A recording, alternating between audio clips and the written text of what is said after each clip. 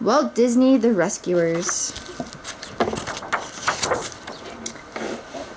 The United Nations building stands proudly among the skyscrapers of New York. Inside its walls, delegates from all over the world come to talk and talk and talk. They talk about ways to bring peace to the world. In vast conference halls, they talk long into the night about how to put an end to all wars. But while the delegates are busy upstairs, something very important is happening in the basement. How amazed the delegates would have been if they had seen what was happening down below one morning. The International Rescue Aid Society was in emergency session. "Delegates," the chairman began, "you have been summoned from all corners of the globe because we have reason to believe that someone is in distress. As you know, our society has never failed to answer a call for help." That very day, a bottle had been found in New York Harbor, and it contained a message. The Rescue Aid Society members had been convened to deal with the problem. The last member to arrive was Miss Bianca, a kind and beautiful lady mouse who'd come all the way from Hungary. "Take a seat, Miss Bianca," said the French delegate. "Now that you are here, we can open the bottle." The mice had a problem. How are they going to get the message out of the enormous bottle? An old comb soon became a ladder. A fellow named Bernard, who was sort of a handy mouse, was appointed to climb up, remove the cork from the bottle, and pull out the message. Getting up the ladder was easy, but the neck of the bottle was very slippery, and the cork was firmly stuck. "Bravo, Bernard! Bravo!" called Bianca. Hearing her, Bernard tugged harder. Pop! The cork flew out of the bottle. The message was quickly pulled out and unfolded. Miss Bianca read the message, which was faint and water-spotted. "To Morningside Orphanage, New York. I am in terrible trouble. Help, Penny!" "Poor child," the chairman mouse sighed. "How can we ever find her? It certainly won't be easy." "Mr. Chairman, may I have this assignment?" asked Bianca. "Why, Miss Bianca," exclaimed the chairman, "you are a woman. You could never—" "But, well, at least take a co-agent with you." Bianca pointed to Bernard. "I choose Mr. Bernard," she said. Bernard was so surprised he almost fainted. That very night, Bernard and Bianca were on Penny's trail. Sheltered from the rain, they pored over a map. "Morningside Orphanage," said Bernard, pointing. "Here it is, 3 blocks down and 4 blocks over." Moments later, Bernard and Bianca came to a halt outside a big, dark house. The sign on the creaky old gate said, "Morningside Orphanage." There were no lights in the windows. Everyone was asleep. As they ran up the steps, Bernard nervously warned Bianca to be careful. They quickly slid under the locked door and began their search. "Psst, Miss Bianca, over here," Bernard whispered. "I found something." Bernard found a box with the word Penny scratched on the side. "These are Penny's belongings," he said. "Good work," Bianca whispered. "Now we're getting somewhere." Just then, a big cat with a droopy mustache sidled up to them. "Now, looky here, you two. I'm a mite too old to be chasing mice. So tell me, what are you searching for?" Bernard and Bianca just knew they could trust the cat, whose name was Rufus, and they were soon telling him all about their search for Penny. Rufus knew Penny well. "I loved that little girl. The last time I saw her, she was sitting on her bed all alone. Sad, because no one wanted to adopt her. She just cried and clung to her little teddy bear. I told her to have faith, but, well, the next thing I heard, Penny was gone." Bernard was shocked and asked if the cat knew where Penny might be. "Well, there's this nasty couple who run a pawn shop down the street. They tried to kidnap her once," the cat replied. "Miss Bianca, we must go there and investigate," said Bernard. A few moments later, the curious mice find themselves outside the store named Medusa's Pawn Shop. The shop was closed, so they slipped quietly under the door.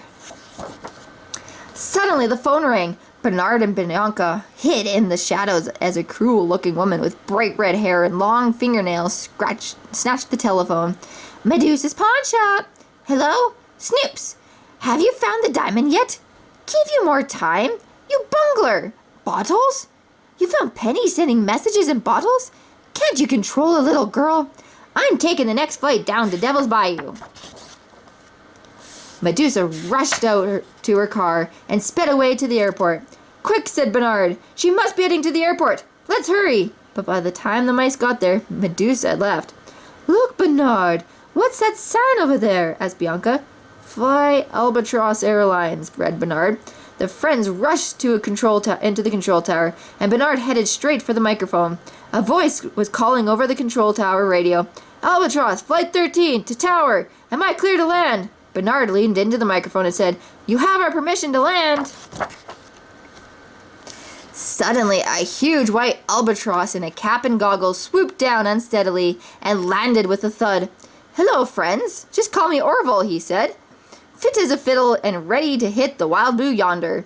Bernard wasn't sure. Watching Orville dust himself off, he said to Bianca, Maybe we better take the train. The train? Exclaimed Bianca. Why, Bernard? Surely you're not a fraidy cat.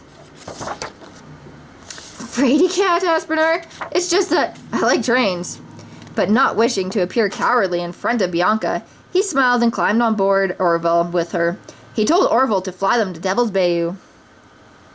Fasten your seatbelt, said Orville. Be sure that your seatbelt's fastened tight, Bernard said to Bianca. Yes, Bernard, dear, Bianca answered as Orville prepared to take off. I sure wish we had taken the train, Bernard muttered. Meanwhile, in the land of swirling mists and deep, dangerous swamps, a little girl was running from the shipwrecked riverboat, and in her hand was a little brown teddy bear. Penny! There was only one woman in the whole world with such a voice. That little brat has escaped again, snarled Medusa. She comes out of the riverboat with 2 crocodiles, Brutus and Nero. Bring her back, boys, she ordered. Brutus and Nero licked their chops. They were 2 very hungry crocodiles. They slid into the swamp in search of poor Penny. The furious Medusa jumped into a very strange-looking contraption. It coughed and sputtered and kicked smoke into the air. Medusa rode it deep into the swamp to search for Penny. Just then, Orville was flying over the swamp with Bernard and Bianca on his back. Having reached their destination, the 2 mice jumped off the albatross and fell through the murky air. Using Bianca's umbrella as a parachute, they floated downwards and landed with a bump. 2 of Orville's friends, Luke and Ellie Mae, had seen them fall and came running to meet them. Ellie Mae reached them first. Bianca was just about to explain everything when Ellie Mae and Luke, but then Nero and Brutus loomed out of the swamp carrying a girl and her teddy bear. That must be Penny, Bianca exclaimed. We've got to find out where they're taking her. Ellie Mae said, You'll need a boat. Evinrude's got the fastest boat around here.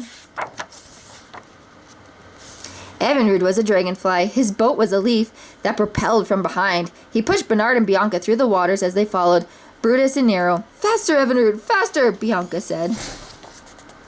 They were soon skimming so fast through the swamp they lost sight of Brutus and Nero.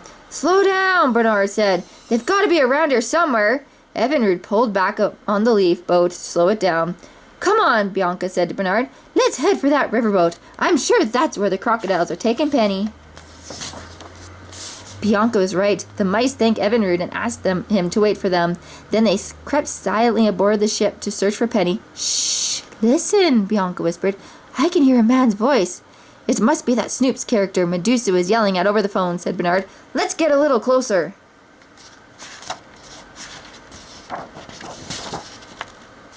The 2 mice peered through a window. So, you tried to run away. Well, it didn't work, did it? Asked Snoops. Now you behave, or I'll let Brutus and Nero have your old teddy bear. You will not, Penny shouted.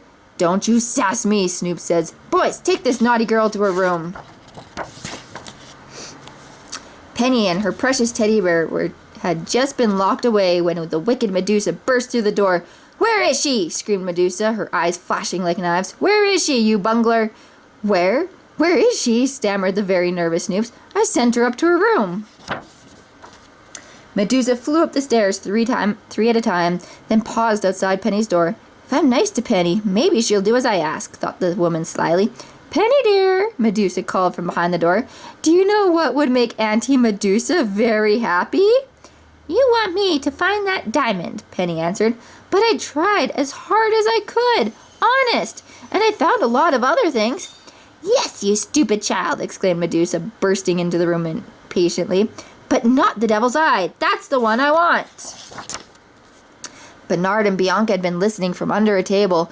They were watching Medusa so carefully that they didn't even notice who was slithering towards them. "Uh-oh," Bernard said. "Bianca, they smell your perfume." Bernard and Bianca sped across the room, but Brutus and Nero were close behind. There was a huge old organ pipe organ standing by the wall. Bernard and Bianca quickly scampered inside. As soon as they entered the organ, Bernard and Bianca hid inside one of the pipes. The crocodiles continued to search for them, but the mice were terribly frightened when Brutus' angry eyes peered into the pipe. With a malicious smile, Brutus sat at the keyboard and began to play. The air in the pipe started to swirl as the organ let out a deafening screech. The wind puffing through the organ bounced Bernard and Bianca in and out of the pipes as they were popping ping-pong balls. Nero tried to grab them as they popped out. Fortunately for the two friends, Medusa soon put a stop to the crocodile's noisy concert. She said it gave her a headache, and when all was quiet again, Bernard and Bianca were able to scurry away. Their friends scampered up to Penny's window ledge. The girl was praying in her bed. The two mice quietly slipped into Penny's room as she prayed, "Dear God, please let somebody find my bottle, because running away isn't working. Amen." Bianca gently tapped on Penny's hand. "Where'd you come from?" asked the astonished girl. "We found the bottle with your message," Bernard answered, "and we've come to rescue you." Penny asked, "Did you bring anybody big with you, like the police?" No," Bernard admitted. "But if the three of us work together and have a little faith," Bianca began. "Things will turn out all right," Penny finished. Together they began to make a plan. Later, Bernard found Evinrude and told him, "Evinrude, we need help. Go get Ellie Mae and hurry." Evinrude sped away. Bernard hoped that help would arrive in time and set to work on the next part of the plan. Suddenly he heard Medusa's voice. She and Snoops were coming to get Penny. Bernard and Bianca quickly hid in Penny's pocket so that they could go where she did. Medusa and Snoops took Penny into a dark cave. Its entrance was too small for Medusa or Snoops, but Penny could just fit into it. Medusa grabbed Penny's teddy bear and shoved the girl towards the cave. "You get down there and find that diamond," she shouted, "or you'll never see this teddy bear again." Penny was lowered into the icy cold cavern. Bernard and Bianca climbed out of her pocket so they could help her. Penny told them that pirates used to hide stolen jewels in the cave. One of these jewels was the famous Devil's Eye, but she hadn't been able to find it. Perhaps the pirates had hidden it inside or beneath something. Just then, they saw a glint of a light shining from inside an old skull. Bernard and Bianca climbed inside the skull. "Holy mackerel," said Bernard. "That's it! The Devil's Eye!" Bianca agreed. But the skull was stuck in the ground, and the diamond was too big to fit through the skull's eyes or nose. How could they get it out? Suddenly, Penny had an idea. During her visit to the cavern, she had discovered an old sword. It would be just the thing to pry open the skull. Penny slipped the sword between the skull's teeth and pulled with all her might. "What's taking so long?" Medusa cried. "You get that diamond, or you'll never see daylight again." Meanwhile, Penny felt her shoes fill with water. The tide was coming in. The skull's jaw popped open. Penny grabbed the diamond. Penny scrambled back into the bucket, and so did Bernard and Bianca. Once again, they hid in her pocket. As Snoops pulled them up, Medusa urged him, "Faster, faster!" "Oh, at last, the Devil's Eye! Filled with power for its owner," cried Medusa. "And it's all mine." "Why, half of it's mine, you double-crossing crook," Snoops said quickly. Medusa dashed towards the boat, with Snoops running close behind. Brutus, who had followed Medusa to the cave, picked Penny up and followed Medusa and Snoops. In the confusion, Bernard and Bianca slipped away. Meanwhile, Evinrude had finally reached Luke and Ellie Mae. The two swamp mice rallied their friends to help Penny, Bernard, and Bianca. They came charging towards Medusa's riverboat. At the riverboat, they met Bernard and Bianca, who led the swamp folk up the gangplank. The first thing to do was take care of the crocodiles, and Bernard and Bianca had a plan for doing that. And what a plan it was! In the riverboat was a huge iron elevator. The elevator had bars like a cage. Bianca squirted some of her perfume at the elevator, and the crocodiles headed straight for it, as they had done before. "No!" Bernard shouted, and the swamp folk lowered the elevator onto the crocodiles. Now Brutus and Nero were no longer a threat. It was time to deal with Medusa. Medusa had Penny and Snoops cornered. Only Penny was brave enough to speak. "Give me my teddy bear! You promised!" Penny insisted. "Teddy goes with me, my dear," Medusa answered. "I've become quite attached to him." She began to back out of the room. "Follow me and I'll blast you with this shotgun." Elsewhere on the boat, the swamp folks had found some fireworks, which Snoops sometimes shot into the sky to signal Medusa during her trips deep into the swamp. Luke and Ellie Mae lit the fuses of the fireworks. Medusa was still backing away from Penny and Snoops as Bernard and Bianca stretched a wire across the doorway behind her. As they had planned, the wire tripped Medusa and she fell backwards. Her gun went bang! The fireworks exploded into the air, and Penny's teddy bear flew out of Medusa's hands. When the bear hit the floor, the seam on its tummy split, revealing the devil's eye. Snoops ran to grab it, but Penny was quicker. She ran outside with her teddy bear, following Bernard and Bianca. The whole gang climbed aboard Medusa's swamp boat. Penny started it up, and it charged noisily across the swamp. Everyone on the swamp boat happily waved goodbye as the exploding fireworks began to sink the riverboat. It wasn't a pretty sight. Snoops was bobbing in the water, and as for Medusa, she clung tightly to a smokestack, protesting loudly about her lost diamond. "We did it, Bianca," Bernard said. "Bernard, you were wonderful," Bianca sighed. Back at the International Rescue Aid Society, their mission accomplished, Bernard and Bianca were given a hero's welcome. On the Society's television, the members watched the news of the rescue. "Because of the courageous little girl named Penny, the Devil's Eye is now in the Smithsonian," the announcer said. Bernard and Bianca smiled as Penny appeared on the screen with her new mother and father. "But what's even more important," the announcer added, "is that this orphan's dream has come true. Today she is being adopted." But even at such a happy moment, Penny did not forget her new friends. "I didn't do it all myself. 2 little mice from the International Rescue Aid Society, they helped me," she added. Nobody on the screen believed a word, but Bernard and Bianca didn't mind. For that, thanks to Penny, they had found each other, and many adventures lay ahead for these brave rescuers.